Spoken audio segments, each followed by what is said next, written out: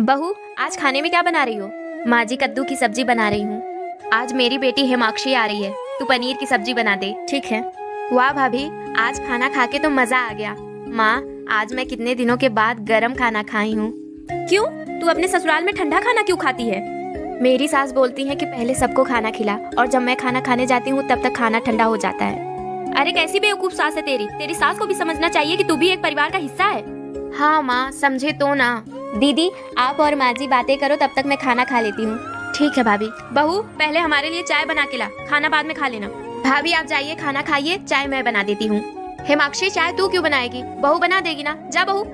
अरे वाह माँ, आपकी बेटी की बात आई तो उसकी सास बेवकूफ हो गई। आप कौन सी समझदारी की बात कर रही हैं? तू मेरी बेटी होकर के ऐसा बोल रही है? हाँ माँ, आपको समझना चाहिए, जैसे मैं आपकी बेटी हूँ वैसे भाभी भी किसी की बेटी हैं। तू सही बोल रही है बेटा। बहू, आज से तू हम सबके साथ खाना खाना।